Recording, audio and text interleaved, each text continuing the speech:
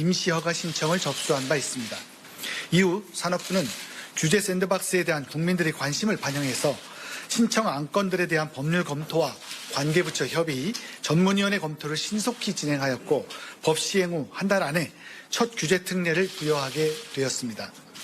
오늘 회의에 상정된 안건은 총 4건으로 관계부처 차관과 민간 전문가들이 심도 있는 논의를 진행하였습니다. 첫 번째 안건은 도심 지역 수소 충전소 설치 신청건입니다. 현대자동차에서는 국회, 양재, 탄천, 중량, 현대 개동 사옥 등 서울 도심 5개 지역에 수소 충전소 설치를 신청하였습니다. 현행 법령상 상업지역 및 주거지역에 대한 가스 공급 시설 입지 제한, 또 3,000세제곱평방미터 이상 충전시설의 도시계획시설 지정 의무, 또 공익사업 외 목적의 국공유지 임대지 제한 등으로 인해 도심 내 충전소 설치가 불가합니다. 심의에는 이러한 규제에도 불구하고 국회, 탄천, 양재 등 3개 부지에 수소 충전소 설치 실증 특례를 부여하고 현대 개동 사옥에는 조건부 특례를 부여키로 하였습니다. 국회 부지는 상업지역 입지 제한과 도시계획시설 지정 및 국유지의 사용, 또 탄천과 양재는 도시계획시설 지정 및 공유지 이용의 유예를 받았습니다. 현대 개동 사옥은 문화재위원회 심의를 조건으로 준주거지역 내 수소 충전소 설치를 허용하였습니다. 조건을 붙인 이유는 문화재위원회 심의는 건축 인허가 절차의 한 부분으로서 규제 샌드박스의 대상이 아니라는 전문위원회의 검토 결과를 반영한 것입니다. 중랑물재생센터는 부동산 대책에 따른 공공주택 보급 예정지로 아직 주요 시설의 배치 설계가 완료되지 않아서 충전소 구축 검토 여건이 성숙되지 않았다고 판단해서 이번 특례 대상에서 제외키로 하였습니다.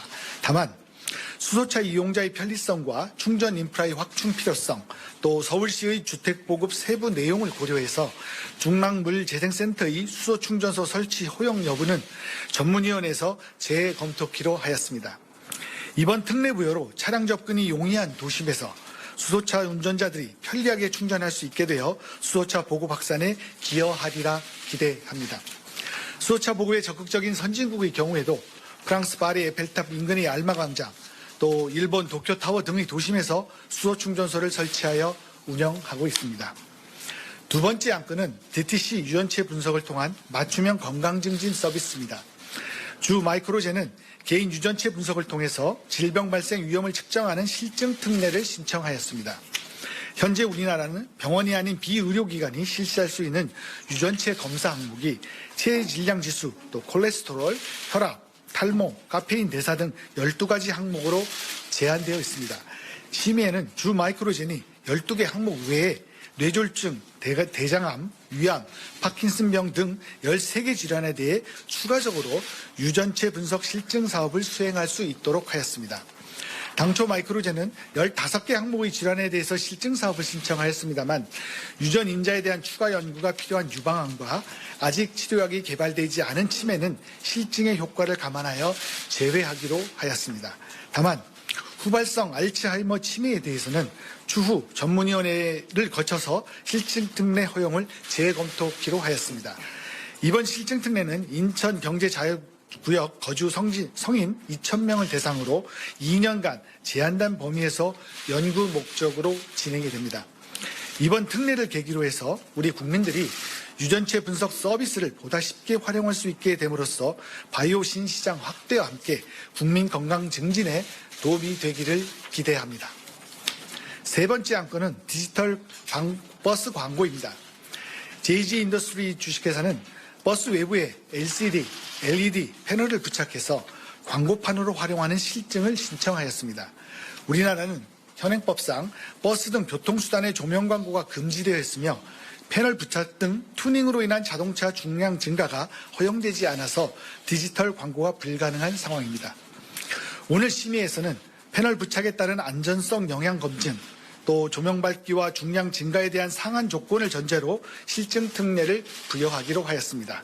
특히 광고 조명이 다른 운전자에게 방해되지 않도록 현행 택시 광고 시범 사업 수준으로 우선 추진을 하고 안전성과 광고 효과 등을 검토하여 단계적으로 상향해 나갈 예정입니다. 디지털 버스 광고 서비스로 재난 등의 긴급 정보 실시간 전파, 또 도시공간 분위기 개선, 광고 콘텐츠 및 관련 시장 확대 등의 효과가 있을 것으로 예상됩니다. 마지막 안건은 앱 기반 전기차 충전 콘센트입니다. 주 차지인은 일반 220V용 콘센트를 활용해서 전기차와 전기 이륜차를 충전하는 앱 기반 콘센트에 대한 임시 허가를 신청하였습니다. 현행 법령상 전기차 충전기를 갖춘 경우에만 전기차 충전 사업으로 등록할 수 있고 일반적인 콘센트를 활용한 사업은 불가능합니다. 또한 전기 오토바이와 같은 전기 이륜차는 충전 사업자에게 서비스를 받을 수도 없는 등 규정에 공백이 있었습니다. 오늘 심의에서는 앱 기반 전기차 충전 콘센트에 임시 허가를 부여하고 콘센트의 전력량 계량 성능을 검증하는 대로 시장에 출시할 수 있도록 하였습니다. 임시 허가 기간 동안 산업부와 국가기술표준원은 전기차 충전용 콘센트 기술 기준을 마련하고 전기차 충전 사업자 등록 기준에 충전용 콘센트를 추가하며 또 전기차 충전 사업자 서비스 대상에 전기 이륜차를 추가할 예정입니다. 앞으로 일반 콘센트를 활용한 충전 사업이 가능해져서 보다 편리하게 충전 시설에 접근할 수 있을 것이며 별도의 전기차 충전기 설치 없이 기존 인프라를 활용해서 충전 인프라 부족 문제를 경제적으로 해결할 것으로 기대합니다. 오늘 심의에서 승인된 임시 허가와 실증 특례는 규제 샌드박스가 실제 산업 현장에 적용되는 첫 번째 사례로서 규제 혁신의 물꼬를 트는 계기가 될 것입니다. 앞으로도 국민의 생명, 안전, 환경 등 소중한 가치를 지키면서 우리 기업이 책상 속 혁신을 꺼내어서 혁신적인 제품과 신기술이 시장 출시를 하는데 규제가 걸림돌이 되지 않도록 혁신의 실험장을 만들겠습니다. 더 많은 국민들께서 제도를 활용하실 수 있도록 성공 사례를 널리 홍보하고 신청서 작성부터 법률 검토, 또 기술 검토 및 위원회 심의까지 전 과정을 지원하겠습니다. 또한 특례를 부여한 사업에 대해서는 국민들이 안심할 수 있도록 철저하게 사후 관리를 하겠습니다. 신기술을 적용한 제품이나 서비스에 규제 특례를 부여한 만큼 국민의 생명, 건강, 안전, 환경 등의 위해가 없도록 사업을 철저히 점검, 관리하고 문제가 발생할 경우 산업융합총치법 관련 규정에 따라 규제 특례 취소 등의 조치를 취할 계획입니다. 산업부와 규제 담당 부서가 합동으로 사업 진행을 점검하는 한편 민간 전문가와 시민단체가 참여하는 모니터링 팀을 구성해서 사업의 진행 상황과 결과를 평가하겠습니다. 오늘 의결된 임시 허가와 실증 특례는 신청 기업에만 부여되는 것이지만 앞으로 모든 기업이 동일한 규제 혁신의 효과를 누릴 수 있도록 법령 개정 등을 통한 제도 개선을 추진해 나갈 예정입니다. 마지막으로 2월 내에 제2차 산업융합 규제 특례 심의회를 개최해서 추가 안건을 심의할 계획입니다. 계속 많은 관심을 부탁드리겠습니다. 감사합니다. 감사합니다. 다음은 Q&A 시간을 갖도록 하겠습니다.